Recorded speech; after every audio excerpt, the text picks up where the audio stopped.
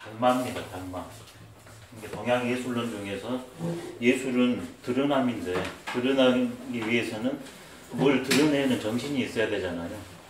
근데 동양 예술은 크게 유불선이 그 드러냄의 정신인 것 같습니다. 유불선. 그래서 제일 첫 번째 유학을 했었고, 그 다음에 노장, 도교, 선에 대해서 했었고요. 오늘은 불교에 대해서 해볼 생각입니다. 그 중에서 예술적으로 제일 많이 주제로 다뤄지는 것이 달마이기 때문에 오늘은 달마를 통해 가지고 한번 접근해 보고자 합니다. 지금 뭐냐 그러면 달마는 지금 굉장히 지금도 살아있는 존재입니다. 지금도 시중에 가보냐 그러면 달마 대사를 주제로 해가지고 몇 가지 화폭이 있습니다. 오늘 아마 그걸 보면 달마 대사의 어떤 면을 주제로 했겠구나. 이걸 이제 명료하게 하실 겁니다. 그 다음에 또 하나는 달마 대사가 벽사 초복을 한다고 해가지고 가게마다 가자 그러면 출입구에 아니면 돈 계산한데 아니면 정면에 딱 보입니다. 이건 벽사 초복의 측면이에요. 달마 대사가 두 가지 측면이 있는데, 그 다음 현재 중국의 하나가 고고학적 측면으로는 진시황의 능하고 만리장성, 그 다음에 공자의 곡부, 이것과 함께 불교에서 유명한 데 하나가 달마 소림사입니다. 달마 대사가 있었던. 돌아가신 지는 2500년이 지났지만 이분이 돌아가신 분이 아닙니다. 근데 양면으로 살아있어요. 왜 이분이 양면으로 살아있을까? 그 다음에 우리 조상들은 불교의 정신 중에서 왜 달마를 가지고 불교의 정신을 압축해서 전달하려고 했을까? 오늘 그런 걸 조금 살펴볼 생각입니다. 이게 작게는 달마도에 대한 접근이지만 그걸 좀 더 크게 가자 그러면 불교에 대한 전체적인 조망, 그 다음에 마지막으로 나도 똑같은 하나의 인간이고 살아가는 존재인데 그렇다면 나는 앞으로 남은 인생을 어떻게 살까? 이런 세 가지 주제를 가지고 한번 접근해 볼 생각입니다. 크게 소주제는 8가지입니다. 부처님도 일생을 팔상도라고 해가지고 8가지 모양을 가지고 그림을 그려서 부처님 일생을 설명한 것이 있거든요. 그래서 제가 그거에 힌트를 얻어가지고 제 나름대로 달마 팔상도를 한번 구상했습니다. 저는 이제 아이디어만 있는 거고, 이것에 실제 불교에 관심 있다 하나 그러면 이걸 참조해서 달마 팔상도를 한번 구현해도 좋을 것 같습니다. 첫 번째, 지도입니다. 다 2글자로 맞췄습니다. 2글자로. 그러면 그림을 붙이면 지도도가 되겠죠. 첫 번째입니다. 도의 뜻든 그림. 이제 달마 대사가 왜 달마 대사인가? 우리랑 똑같은 인간이었는데 바로 달마 대사는 뜻을 세웠는데 어디에 뜻을 세웠냐 하면 진리의 뜻을 세웠습니다. 인간이 뜻을 크게 3가지로 세우는 것 같습니다. 동양 철학 용어로 하면 명입니다. 죄송합니다. 예, 괜찮습니다. 들어오시죠. 예, 도명이.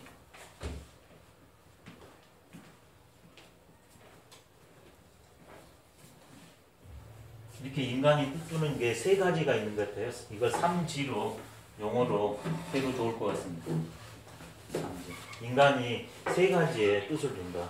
첫 번째, 이라는 것은 물질적 욕망입니다. 이. 두 번째는 명이라는 것은 무형적인 욕망입니다. 세 번째, 도라는 것은 진리입니다.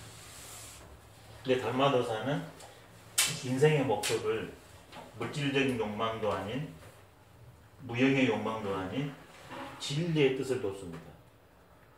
그래서 이것을 지도라고 했습니다. 그 예가 있습니다. 이분이 향지국 출신이거든요. 그래서 이제 하여튼 시간을 꼬박 하려야 되거든요. 그래서 압축적으로만 이렇게 해버릴 텐데 모양이 어떻습니까? 우리 동양 사람의 모양이 아니죠. 페르시아 사람 닮았죠. 아랍인. 향지국이 바로 페르시아 아랍 근처예요. 근데 동양 사람들은 그때 교육가 원활하지 않았기 때문에 그 모습을 일상적으로 보지를 못했거든요. 그래서 그 모습을 합리화한 게 뭐냐면 이분이 어디를 가는데 뱀이 있어가지고 아니면 물고기가 있어가지고 죽어 있으니까 썩은 데가 나서 신통수를 해서 자기 몸을 놓고 그리 들어가가지고 그 뱀이나 물고기 떼를 이쪽으로 치우고 와봤더니 자기 몸이 없어요. 신선이 봤더니 달마대사 몸이 너무 잘생겼대요. 도사가 봤더니. 그래서 그 안에 들어가 버렸대. 그래 달마대사가 이제 어디로 들어가야 되는데 자기 몸이 없으니까. 근데 마침 봤더니 지금 우리가 보고 있는 달마대사 그 꼴로 하나가 있었다는 거예요. 그래서 어쩔 수 없이 들어갔다는 거고. 이것은 달마대사 역사적인 것을 몰라서 그렇게 합리화시킨 거예요. 달마대사는 페르시아 계통. 이렇게 보면 됩니다. 그러면 아무런 문제가 없어요. 이게 달마대사는 현재적 인간과 이상이 신화가 공존하고 있어요. 벌써 여기에서. 근데 이분은 향주국 왕자로 세 번째 왕자였습니다. 그때 자기 아버지가 바냐다라라고 부처님의 제자 중에 법통이 27번째로 이어진 스승이 있었습니다. 그래서 그 스승을 모시고 법문을 청했는데 그 법문이 너무나 좋아가지고 아버님께서 왕께서 사례로 귀한 보석을 줬습니다. 그랬더니 그 바냐다라가 새 왕자를 한번 금기를 알아보기 위해서 이 세상에 어느 것이 제일 귀한 보물일까 물어봤습니다. 이게 첫 번째, 두 번째 왕자는 뭐라고 그랬냐면 지금 우리 국왕께서 주신 이게 이 세상에서 제일 귀한 보석입니다. 이렇게 딱 답을 했습니다. 세속적 가치로 말을 한 거죠. 명도 아니고 이죠. 이의 대표는 가장 대표적인 건 주색이에요. 이의 대명사가 재물력인데 재물에서 제일 대표적인 주색이에요. 재물은 뭐냐? 주색을 지속적으로 하기 위해서 취하는 것에 불과해요. 그 중에 보석도 하나 들어가요. 재물에. 근데 세 번째한테 물어봤더니 달마대사는 뭐라고 그러냐면 제가 생각하기에 진정한 보물은 유형적인 것이 아니라 무형적인 것 같습니다. 그 중에서도 지혜인 것 같습니다. 그 중에서도 인간 마음의 지혜인 것 같습니다. 이렇게 말했어요. 그때 바냐다라가 이 친구를 잘못 찍습니다. 나중에 그 밑에 출가를 해요. 앞에 지혜는 뭐냐면 지식인 것 같아요. 똑같이 지혜, 하나는 마음의 지혜거든요. 그래서 앞에 지혜는 지식이고 두 번째 지혜가 진짜 지혜로 보면 될 것 같습니다. 그래서 나중에 자기 아버지도 셋째한테 마음이 있긴 했는데 또 여기서 정권 갈등도 있어요. 근데 그건 생략해 버리겠습니다. 어찌 되든 간에 요 밑으로 출가를 합니다.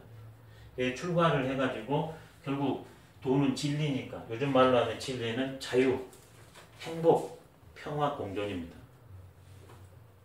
진리가 별것이 아니에요. 자유, 행복, 평화, 공존입니다. 그래서 이 바냐다라 밑에 들어가가지고 출가 수행을 해가지고 득도를 합니다. 득도. 근데 스승이 명을 내립니다. 너는 동쪽으로 가서 정파를 해요. 사도 바울은 어디로 갔습니까?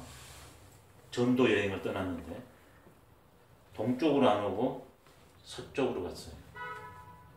선택이죠. 근데 스승이 동쪽으로 가라고 해서 나중에 동쪽으로 오게 됩니다. 그걸 저는 동도라고 한번 해볼게요.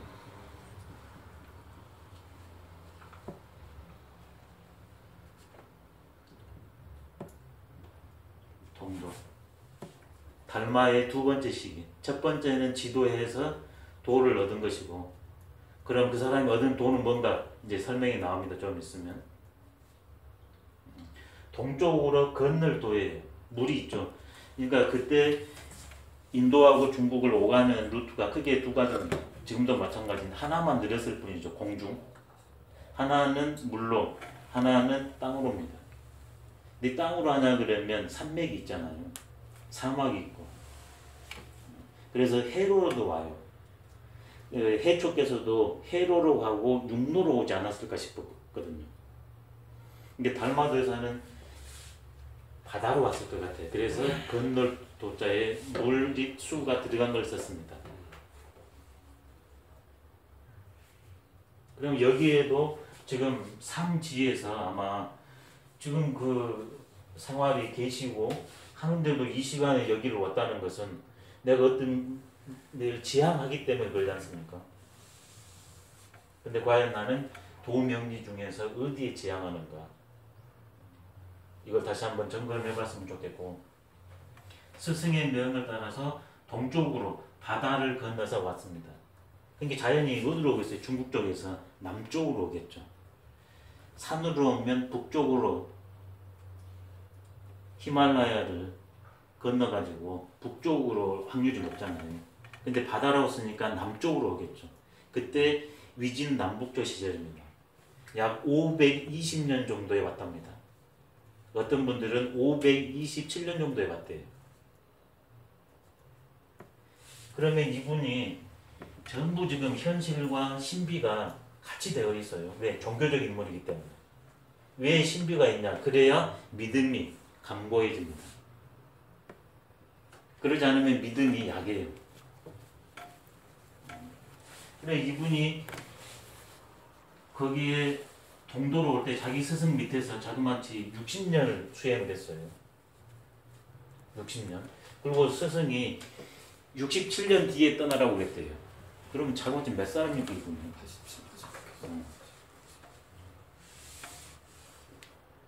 그러니까 연세가 조금 있었다는 얘기예요. 이쪽으로 왔을 때 이미.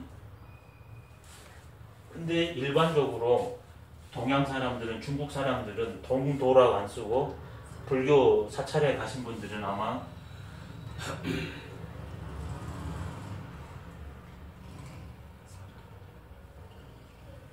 설해당이라고 보신 분들이 계실 겁니다. 중국인들은 달마가 동도라고 안 쓰고 달마 설해의라고 씁니다. 달마 대사가 서쪽에서 우리 중국으로 온 뜻이 뭔가? 이게 달마 설해의예요. 근데 저는 왜 동도로 썼는가? 저는 달마 입장에서 썼기 때문에 그럽니다.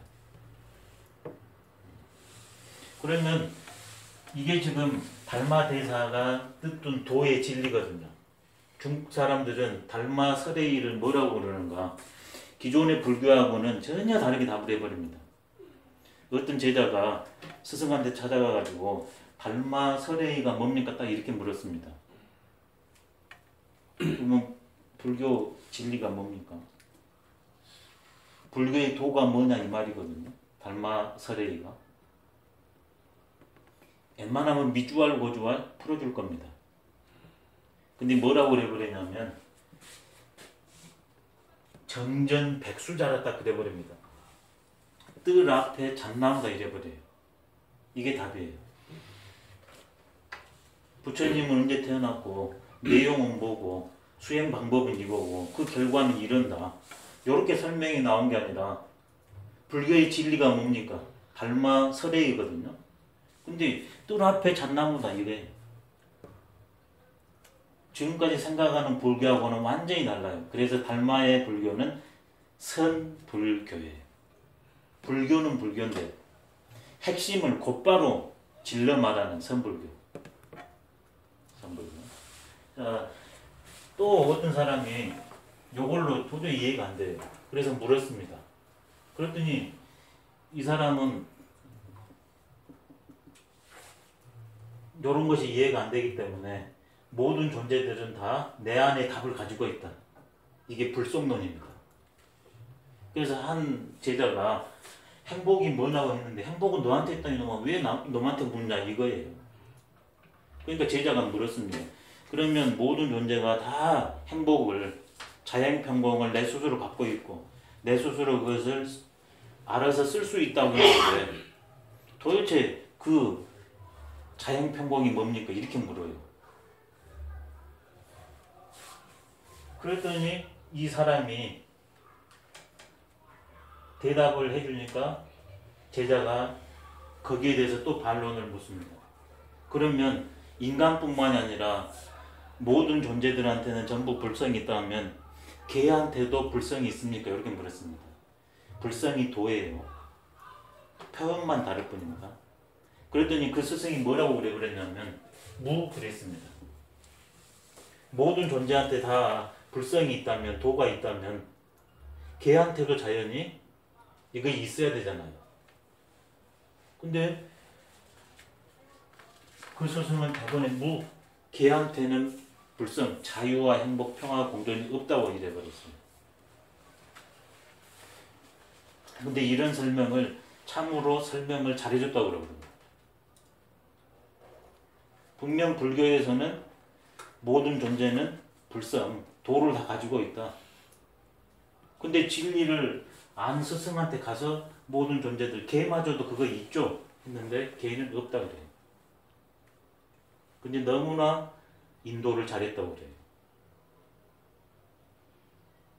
이게 선불교입니다. 자, 또 하나 해드리면 이건 존재의 측면이고 이건 인식의 측면이에요. 이번엔 가치의 측면으로 하나 그러면 어떤 제자가 가서 부처님의 진리가 뭡니까? 우리 불교의 진리가 뭡니까? 이렇게 물어봤으니까 마삼근이라 딱 그래요. 마삼근.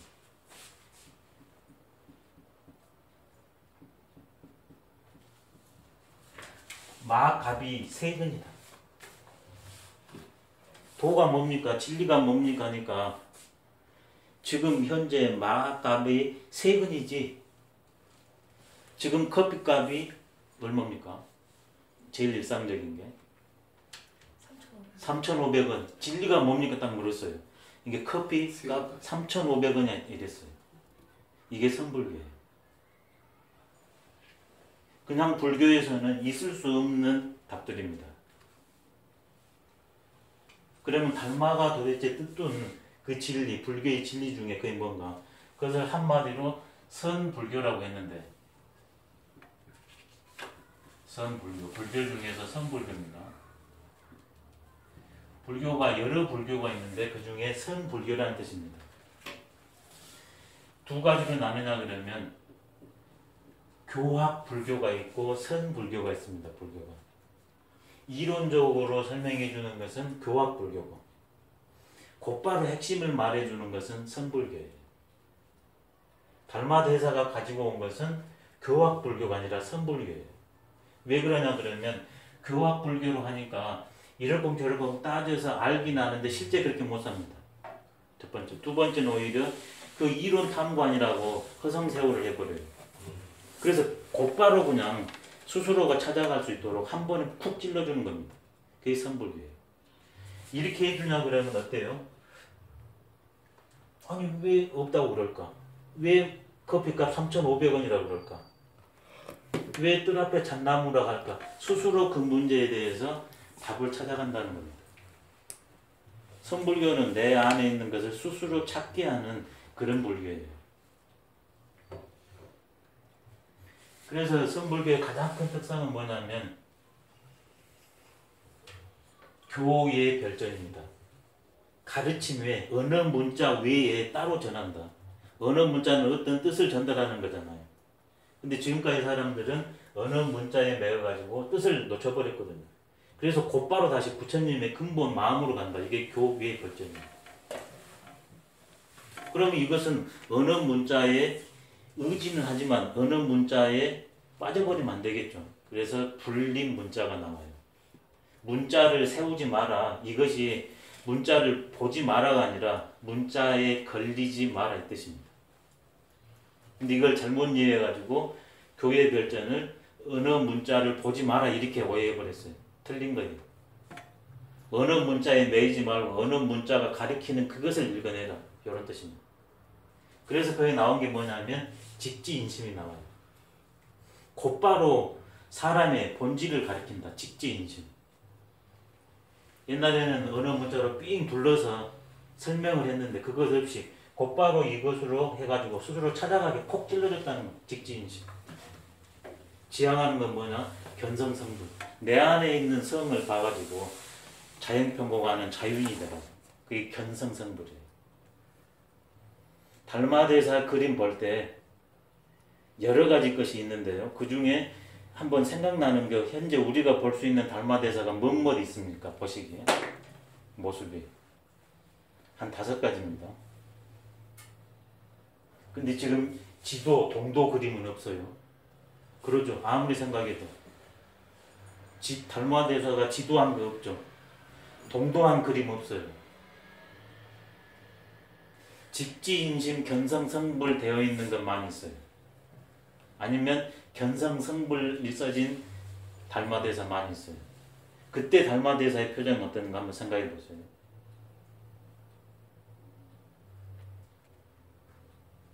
직지인심 견성성불이나 견성성불로 드러나고 있는 달마대사의 모습. 달마대사 15개 중에 그게 한 모델이에요.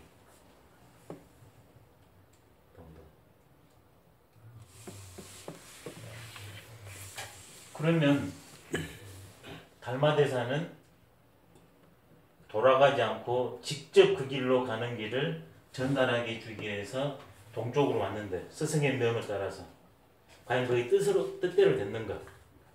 안 됐어요. 그게 3번째로 부릅니다. 지금 2시간에 해야 되기 때문에 그냥 뼈대만 잡고 갑니다. 만나지 못했다. 이제 동쪽으로 왔는데 중국 남쪽으로 왔습니다. 그때 이 남쪽에가 위진 남북조 시제대예요. 그때 여기에 양나라에 남쪽에 있는 양나라에 도착합니다. 근데 그 양나라에는 양무제라는 사람이 왕을 하고 있었습니다. 근데 이 사람은 벼로가 불심천자입니다. 천자인데 부처님 마음을 가지고 나라를 다스린다 해가지고 그러니까 그리 찾아가 가지고 만나게 됩니다. 근데 왜 부르라고 했는가? 두 사람의 뜻이 통하지 않은 것을 부르라고 그래요. 실제 만남은 있었습니다. 얼마나 이 사람이 불심이 깊었는가? 스님들을 절을 융성하기 위해서는 경제력이 바탕이 돼야 되잖아요. 그래서 자기가 거기 절에 노비로 갑니다. 그러면 국정이 마비되잖아요. 그래서 그걸 꺼내야 되니까 막대한 돈을 주게 합니다. 그 사찰에. 그러잖아요. 합리적이잖아요. 노비는 이렇게 돈으로 살 수 있으니까. 그것을 숱하게 한 사람이에요. 그 정도로 한 사람입니다. 양무제가. 근데 양무제가 이런 고승이 있나 그러면 다 만나고 그러겠죠. 자연히 중국에서 아니 인도에서 큰 고승이 왔다고 하니까 이제 주선해서 만났습니다. 근데 딱 대면을 했는 게 얼마나 그때 긴장 관계도 있고 위진 남북조 시절에는 그때 중국이 한나라 때부터 진나라 때부터 불교가 왔다고 하면 될 것 같아요. 이게 위진 남북조 정도 되냐 그러면 300년, 400년이 되기 때문에 불교가 뿌리를 박습니다. 그 다음에 중국 사상에 영향을 미쳐요. 철학적으로. 그래서 이것을 유불선을 회통론자도 있지만 갈등론자도 많거든요. 근데 왕에 있는 사람들은 어떠겠어요? 일단 불교 내에서 이미 기득권을 갖고 있습니다. 근데 새로운 본고장에서 고승이 온다고 그래요. 이게 어떠겠어요? 이분들은 이미 기득권을 갖고 있는 사람은 별로 안 좋을 겁니다. 그 다음에 또 도사들이 또 왕 옆에서 조언을 하고 있었거든요. 이 도사들도 신통력 있는 사람이 온다니까 어떠겠어요? 그래서 심각한 갈등이 발생합니다. 이게 나중에 죽음으로 가요. 어마어마한 파장이 일어나요. 그러니까 그 긴장관계를 한번 생각해 보세요. 지금 그런 것 없이 동양과 서양이 만나도 지금 심각할 판인데 유불선의 각축장에 새로운 존재가 딱 드러난 겁니다. 그것을 양무제가 개인적이 아니라 중국 대표로서 둘이 딱 만난 거예요. 명목으로는 자기가 받들은 모시지만 자기가 보통 사람이 아니거든요. 나중에 죽을 때 이 사람이 죽음이 뭐냐, 오온이 다 공인데 그냥 깃털 하나 그냥 빈 것과 마찬가지다. 허공을 비는 것과 마찬가지다. 자기 밑에 있는 소한테 잡혀가지고 옥에 있다가 그렇게 죽어요. 그래도 미안하게 생각하지 마라. 이렇게 죽은 사람이 양무제예요. 이게 어마어마한 사람입니다.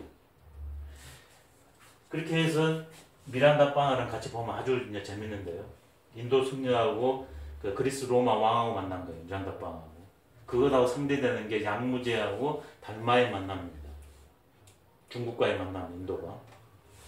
근데 여기에서 딱 만나니까 뭐라고 물어보냐면 내가 절도 많이 만들었고 그 다음에 많이 공양도 했고 승려들도 양산했고 불경도 간행을 했고 이게 불교의 기본적으로 요즘 말하냐면 기본 베이스를 내가 다 만들었는데 나의 공덕이 어느 정도냐 이렇게 딱 첫마디 묻습니다.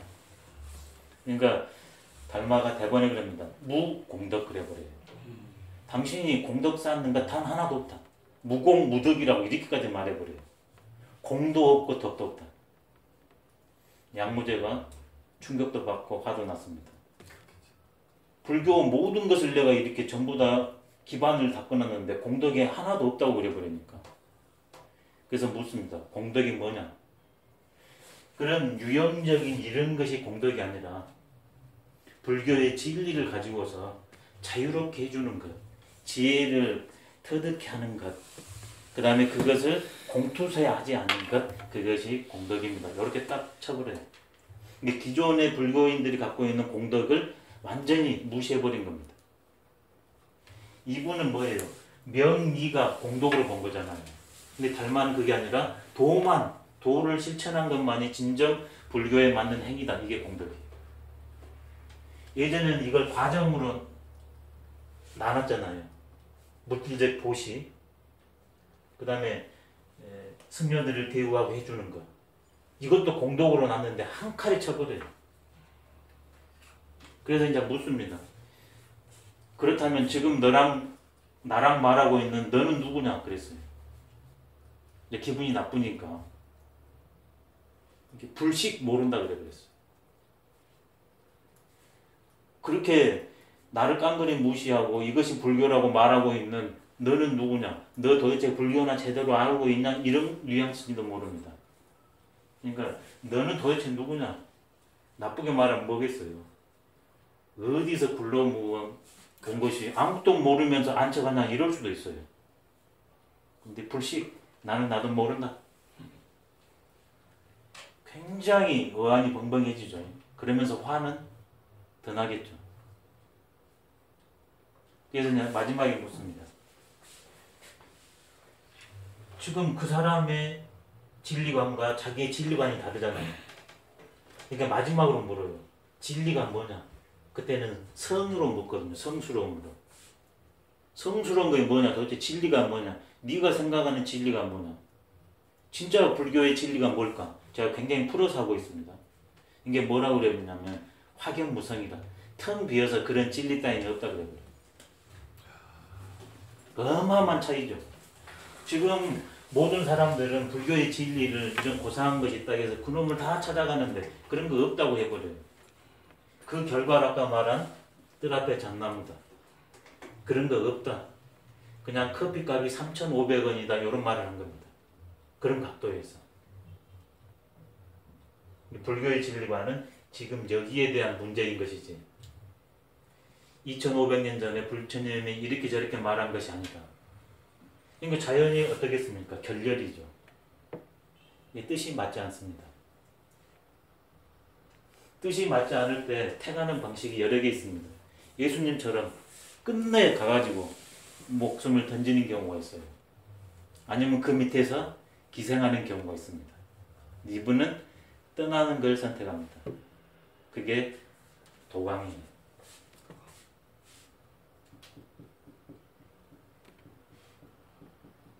건널 도자. 강을 건넙니다. 동도는 바다를 건너서 중국으로 온 것이고, 이제는 남쪽에서 여기에서는 만날 수가 없으니까, 펼칠 수가 없으니까 중국이 땅덩어리가 크잖아요. 양자강을 건너가지고 북쪽 숭산, 소림사로 들어갑니다. 중국이 5확이 있는데 숭산이 중앙에 있잖아요. 근데 남쪽에 비하면 북쪽인 거죠. 그래서 소림사로 들어갑니다. 그게 바로 도강이에요. 양자강을 건너서 북쪽 소림사로 들어갔다. 이 부루에 대한 그림도 우리나라에서 보기 어려워요. 근데 이 도강도는 많이 볼 수 있습니다. 도강도는. 그게 언제부터 보이냐면 지금 나머진 걸로는 현재 심사정 선생이 그린 절로도해도라는 것이 있어요. 갈대를 꺾어가지고 바다를 지났다. 근데 도강이 맞아요. 그 다음에 이것과 유사하게 나온 게 뭐가 있냐면 현재 선생 밑으로 나온 게 아니 김명국 있죠. 김명국 달마도 우리나라에서 제일 이렇게 알아주는 달마도 있잖아요. 김명국. 그분이 17세기 분이에요. 김명국 그분이 달마도가 있고 이렇게 눈썹이 이렇게 쭉 나와가지고 좀 우울한 달마도 있죠. 그런 달마도가 있고 절로도해도라고는 굉장히 활달해요. 파도가 이렇게 치는데 이렇게 갈대 하나 타고서 이렇게 그렇죠. 저쪽에 있네요. 저기 여기 있습니다. 김명국이 해놓은 거.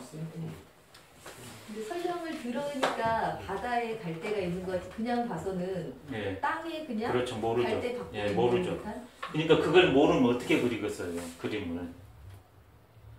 그러니까 사실 따로 그림 따로 의미 따로 꼴 따로예요. 왜? 의미를 드러내는 거잖아요. 예술이라는 게. 그래서 제가 달마 일생을 8개의 사건을 좀 정리를 하는 거죠. 이걸 알고 하면 어떻겠어요? 내가 알고 그림을 그리죠. 완전히 달라지죠. 생각을 해보세요. 그 나이 먹어가지고 죽을 고비를 감수하고 왔는데 뜻이 맞잖아요. 그때 글이 갑니다. 그것을 거기에 다 평원이 나야 되거든요. 그러면 실제로 갈대였을까? 아니에요. 이게 신비적인 종교화된 거예요. 그건 뭐냐면 이르 편주로 갔다는 뜻이에요. 거기 가는데 지금 자기 세력이 없잖아요. 요런 큰 배 타고 가겠어요. 조각배 하나 얻어 타고 가는 겁니다. 근데 그것을 더 신화적으로 위대함을 강조하기 위해서 나중에는 어떻게 돼요?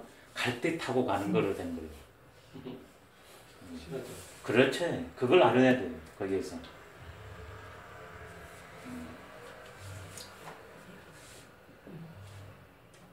그게 도강입니다. 도강. 우리도 인생에서 이런 큰 뜻을 내고 왔는데 나도 때를 못 만나잖아요. 그때 어떤 방법을 취할까? 도강도 하나의 방법이에요. 때를 기다리면서 새로운 세계로 가는 것도 방법이에요. 거기에서 장렬하니 산화하는 것도 아니면 기생하는 것도 방법이지만 도강하는 것도 훌륭한 방법입니다. 동양은 도강을 더 높이 쳐요. 왜 도강을 더 높이 치는가? 기생하는 것은 동서양에서 다 안 좋게 여기고 왜 목숨을 버리는 것을 최고 방법을 안 두는가? 동양은 생명이 제우선이니까. 나를 희생시키는 그 사람도 생명을 해하게 되잖아요. 내 생명만 쓰러지는 것이 아니라. 그래서 극단적인 선택을 하네요. 근데 어쩔 수 없다. 마지막이다. 그러면 과감히 덜이지만 살신성의는 하지만 도강. 그래서 양자강을 건너가지고 소림사에 갑니다. 지금 소림사가 뭘 때문에 묵고 삽니까? 중국 관광 자원 중에 하나가 소림사거든요. 그렇죠. 소림 무술. 불교 사원의 의미는 없어져 버리고 무술로서 해가지고 전 세계에서 그 밑에 와서 숙소를 잡아놓고 무술을 배우잖아요. 근데 이 소림 무술의 창시자도 달마입니다. 달마가 여러 층차에 걸쳐 있습니다.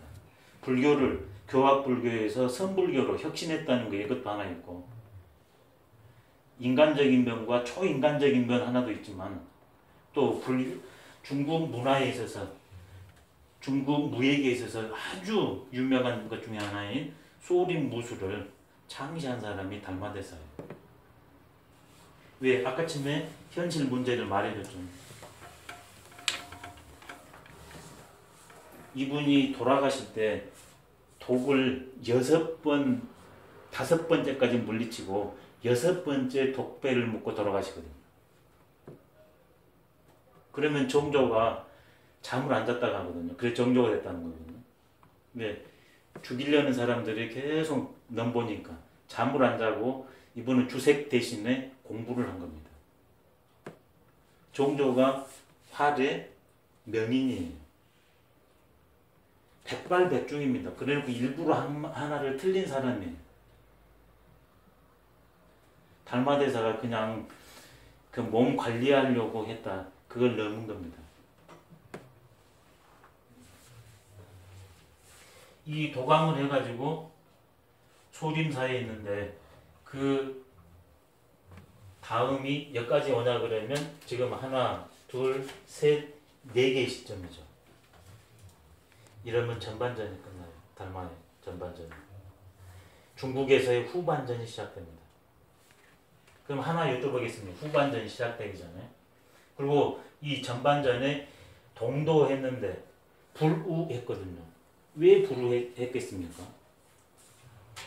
왜 뜻을 못 폈겠어요? 왕하고 만나는 데까지는 갔는데 왕하고 의기투합이 안 돼서 뜻을 못 폈어요. 왜 못 폈을까요? 외국에서 아까 예. 사신이 올 때 예. 그분들도 쟁쟁한 사람이고 예. 그래서 소통 그렇죠. 현실적인 문제가 하나가 있겠죠. 예. 유불성 각축의 문제 하나. 예. 현실적인 문제고, 그 다음에 또 하나는 지금 일반적으로 합니다. 중국 불교가 교합 불교였기 때문에 아직 이 선불교에 대해서 준비가 되어 있지 않다. 이번에는 불교 내적인 접근이에요. 근데 이거 두 가지가 내외적으로 중요하긴 한데 더 중요한 것이 있다고 봅니다. 그게 과연 뭘까요? 그걸 해결하지 않으면 후반전이 안 벌어져요. 근데 후반전에 그걸 해결해요. 왜 못 만났을까?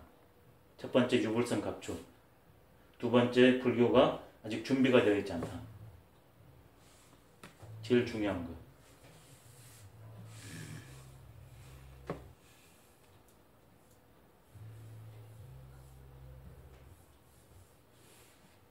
대부분 못 만난 이유를 그렇게 외부적으로 둡니다. 근데 제가 봤을 때 못 만난 이유는 달마한테 있어요. 달마한테. 수기설법이거든요. 그런 내외적인 상황, 그걸 다 알고서 그 사람이 아름묵도록 해야 됩니다. 근데 지금 어떻게 된 겁니까? 직설법이라서. 그렇죠.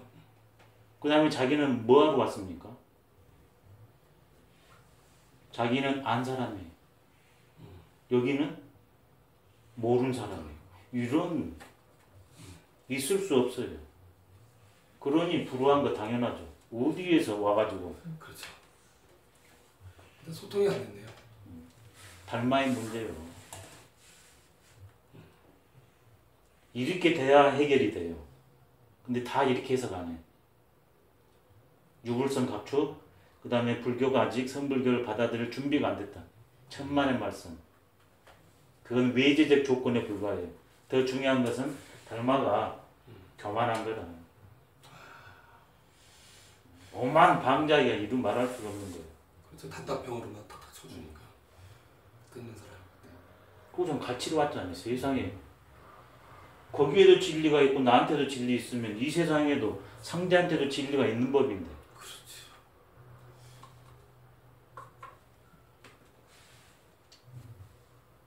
선불교가 그래서 위험해요. 굉장히 위험해요. 잘못하면. 그래서 모든 존재한테 불성이 있습니까? 없다고 그런 거예요. 그런 생각에 빠지지 말라고. 그러니까 선성들이 어때요? 좋게 보면 활달자지하죠. 막행막식해요. 걔도 안 지켜. 주색 잡기를 그냥 쥐잡듯이 해요. 그게 성불교의 병폐예요. 근데 이미 달마한테 그게 있어. 개인적 생각입니다.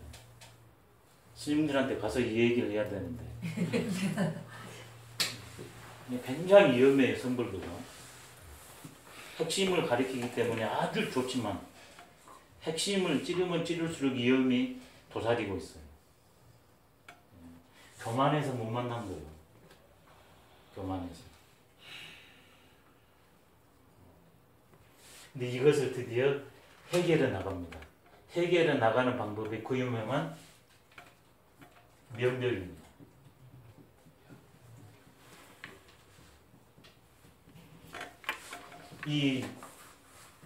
여기서 도강도 그림을 지금 다 한번 해드릴게요. 현재 선생의 절로 도강도가 있고 그게 제일 빠른 것 같아요. 알려진 그림으로는. 그 다음에 나온 게 김명국 선생, 그 다음에 현재 심사정이 있고 그 다음에 단원 김홍도도 있어요. 단원 김홍도. 또 현대로 오냐 그러면 중광 스님도 있어요. 또 이런 아이디어를 해가지고 예수님 일대기를 그림으로 옮긴 화가가 있습니다. 그 귀 안 들린 분 있잖아요. 김기찬이 아니라? 우리나라? 예, 우리나라. 예, 웅보 선생. 웅보 선생은 불교의 팔상성도의 모티브를 얻어가지고 예수님의 일대기를 그렇게 그려요. 그때 뭐냐 그러면 예수님도 바다를 건너죠. 그 그림이 있어요. 다 같이 갑니다. 웅보 김기창. 바다를 건너는 예수님 모양이 있어요. 근데 거기는 갈 데가 없어요. 그냥 걸어요.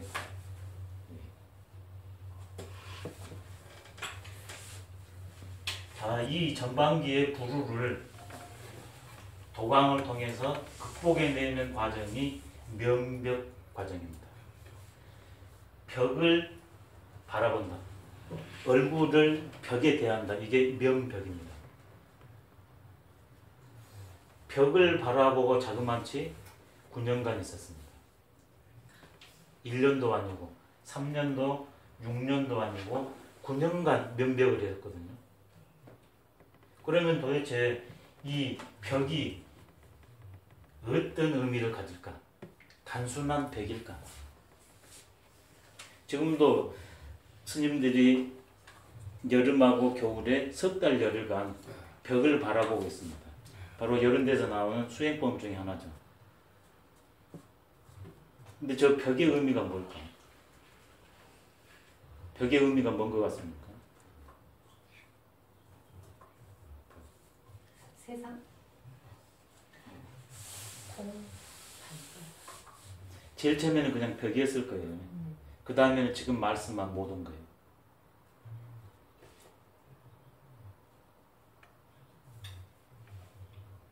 그 다음에는 또 어떻게 갔을까요? 벽이?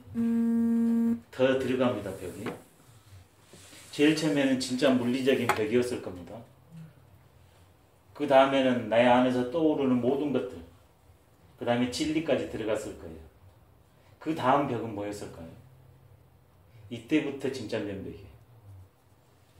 뭘까요?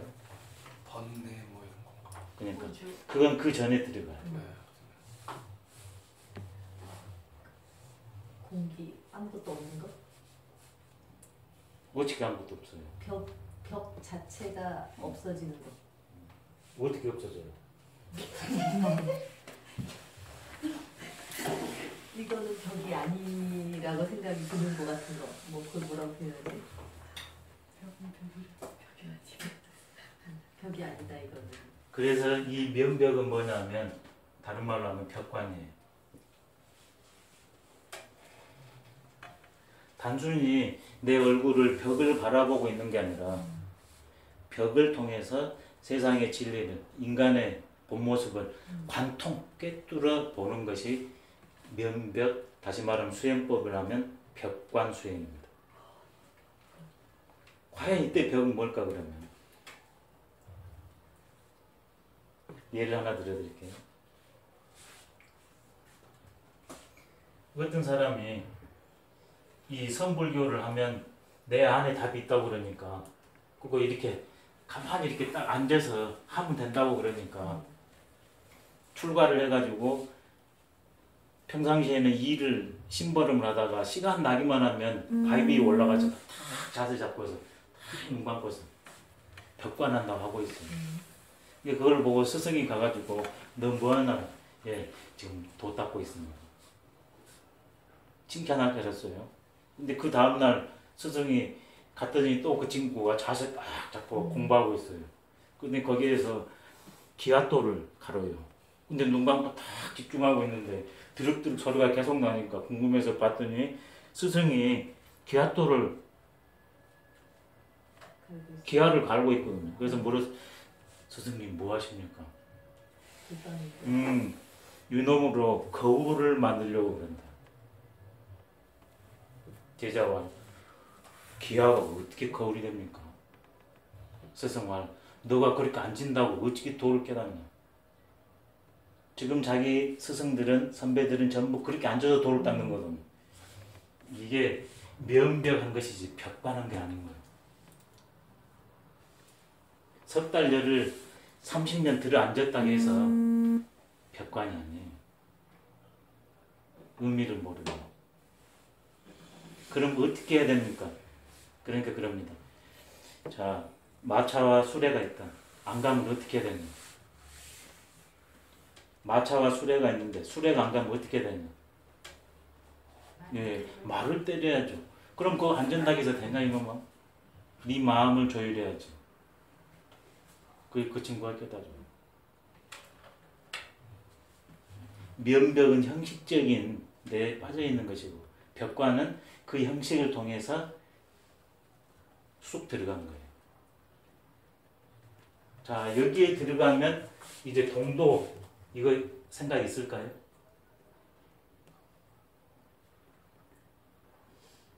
이런 생각 없어요. 벽의 의미를 한번 다각도로 살펴보면 좋겠습니다. 공부를 하다 그러면 마지막 벽이 나온대요. 그림 그려도 벽이 나오잖아요. 그것도 벽 중에 하나예요. 근데 벽관의 벽은 뭘까 도대체? 교합불교에서는 미주알, 고주알 다 갖춰져. 성불교에서는 역서 끝이에요. 왜? 알아서 찾으라. 왜? 알아야 직접 맛봐야 그게 내 거니까. 벽이 뭘까? 그래서 그림에도 보면 달마가 벽을 바라보고 있는 그림들 많아요. 소림사 거기에 깊이가 7m랍니다. 넓이가 3m래요. 그런 데에서는 수행하기가 좋아요. 수행하려면 에너지가 모아져야 되거든요. 그때 땅의 에너지를 받아야 하는데 땅의 에너지가 응축된 게 바위입니다. 그리고 바위가 이렇게 들어갔잖아요. 그게 자궁이에요. 우리가 어머니 자궁에서 태어나댔기에 땅의 자궁은 동물이에요. 근데 땅보다는 바위 자궁이 더 튼실해요. 그래서 도 닦는 사람들이 다 어디로 가나? 바위 찾아가요. 에너지가 집중되어 있어요. 또 우리는 다른 건 안 먹어도 물과 공기는 마셔야 됩니다. 근데 바위가 있으면 물은 절로 생겨요. 흙, 동굴은 토국수로 물이 안 생겨요. 근데 바위는 금생수로 차갑고 뜨겁고 기온이 바뀌잖아요. 그러면 거기서 이슬이 생겨가지고 자연인 물이 한 사람 먹고 사는 물이 항상 있어요. 그 다음에 기온이 어때요? 여름에는 시원하고 겨울에는 따뜻해요. 최적의 상황이에요. 그 7m, 3m 되는 데서 9년간 있습니다. 근데 벽을 바라봤어요. 과연 그 벽은 뭘까? 선불교에서 그래서 이렇게 나와요. 은산 철벽을 뚫어야 된다. 산은 산인데 은으로 된 산 은산이에요. 벽은 벽인데 흙벽이 아니라 철벽이에요. 이걸 뚫어야 진리를 안다고 그러거든요. 막다른 골목까지 가라는 거거든요. 그러면 해결난다. 막다른 데까지 간 게 은산철벽이에요. 뚫을래야 뚫을 수 없는, 넘을래야 넘을 수 없는, 돌아갈래야 돌아갈 수 없는 그 대목이 오면 끝난대요. 과연 그 벽은 뭔 벽인가?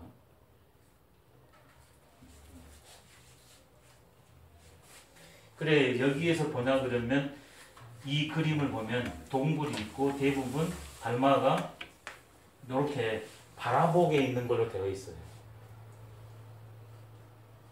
근데 어떤 그림에 아주 드물게 이런 식으로 되게 되어 있는 그림이 있어요. 이건 구도가 어떻게 바뀐 겁니까? 동굴을 바라보게 된 그림이 10중 8구입니다. 근데 현재 지금 중국 소림굴 가면 달마대사가 이렇게 되어 있어요. 우리를 향해 있어요. 뭐예요, 상징이? 그렇죠. 그렇게 된 거예요. 이게 면벽이 공부 과정으로 되고 도통 그것도 돼요. 그래서 면벽 수행, 면벽 관통이라는 말이 두 가지가 걸린 겁니다. 기존의 그림들은 전부 수행으로 되어 있어요. 근데 최근에 거기 굴은 수행이 끝난 상태에서 중생을 맞아들이는 입장으로 되어 있습니다. 왜? 극직반이기 때문에.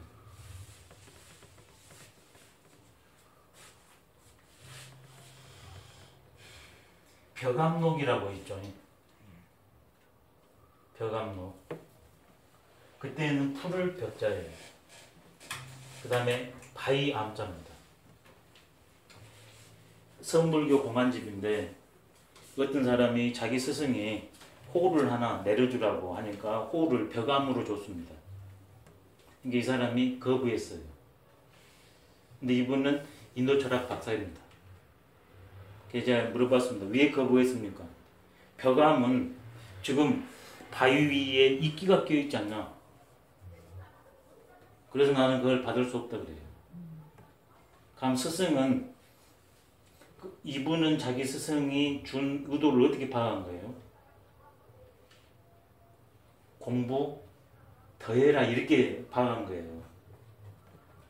왜 바위에 이끼가 끼어 있으니까 이끼를 베끼라 이렇게 이해한 거거든요. 근데 자기 스승은 그렇게 그 사람을 보고 줬을 수도 있지만 그렇게 안 줬을 수도 있거든요. 그래서 나는 벽관했다고 하지만 그게 내 시기에 벽관인지 몰라요.